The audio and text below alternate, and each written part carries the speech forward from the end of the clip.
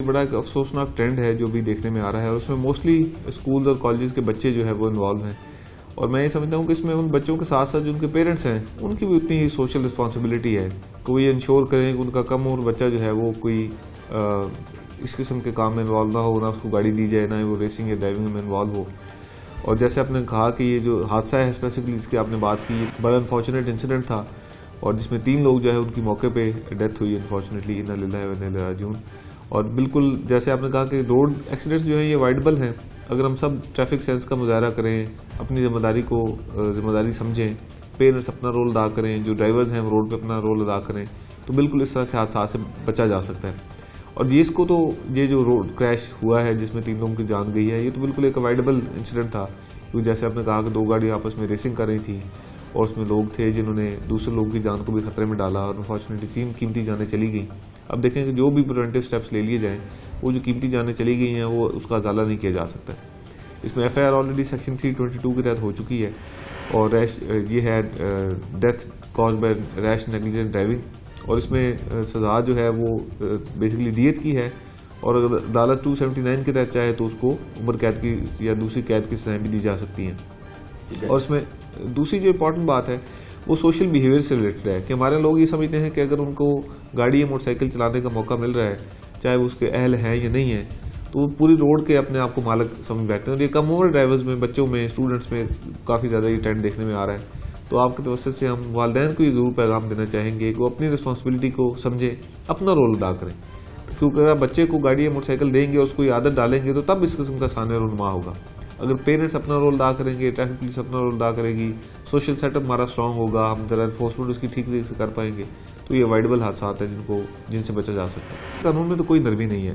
जो मर्डर का चैप्टर है हमारे ताज़ात पाकिस्तान में, पाकिस्तान पिनल कोड में, उसमें मर्डर्स के मुख्तलिफ शेडोज़ हैं जो कि दिए गए हैं। जैसे फॉर एग्जाम्पल कत्ल अमद है उसकी सज़ा डिफरेंट है, कत्ल शबह अमद है उसकी सज़ा डिफरेंट है, कत्ल खता है उसकी सज़ा डिफरेंट है। और ये जो रैश नेग्लिजेंट एक्ट है इसका एक स्पेसिफिक सेक्शन है 322 जो कि कानून में दिया गया है, जिसके तहत अगर रैश नेग्लिजेंट ड्राइविंग के डीजे में किसी की डेथ हो जाती है तो उसको सज़ा दी जाती है।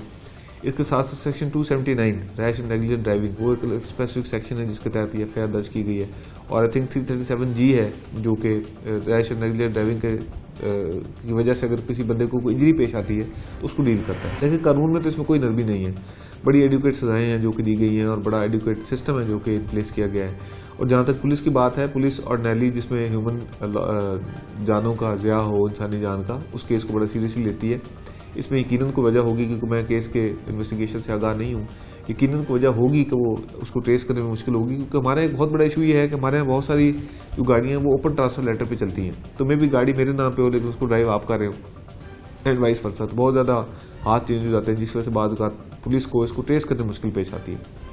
बाकी देखिए इंसानी जान का ज़िया है और बहुत बड़ा नुकसान है। जैसे मैंने कहा कि अब जो मर्जी हम कर लें उसकी कंपनसेशन पॉसिबल नहीं है। वो जो 3 कीमती जानें चली गई जिसमें एक बच्ची थी और जिस अंदोनाक तरीके से वो हादसा हुआ जिसमें बच्ची की जान गई, वो तो बड़ा ही काबिल अफसोस है।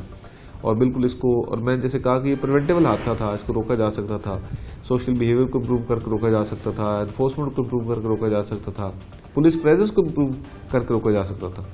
और ये बिल्कुल अफसोसनाक है, लेकिन इसमें कानून में कोई हुक्म नहीं है। कानून में बहुत अच्छी प्रोविजंस मौजूद हैं। लाहौर पुलिस स्पेसिफिकली, मैं खुद क्योंकि 2 दफ़ा यहाँ पे सर्व कर चुका हूँ, इन केसेस को बड़ा सीरियसली लेती है और फॉलोअप करती है। वो अगर आप मुतलका इन्वेस्टिगेशन ऑफिसर से फॉलोअप करेंगे तो आपको लेटेस्ट सूचना बता सकते हैं। जो पिछले साल का डाटा हमारे सामने है उसमें 1122 के रिकॉर्ड के मुताबिक 484 लोग अपनी जान से गए, जो कि एक बहुत ही ह्यूज नंबर है। देखिए 484 तो शायद इस डिस्ट्रिक्ट में साल में मर्डर भी नहीं होते।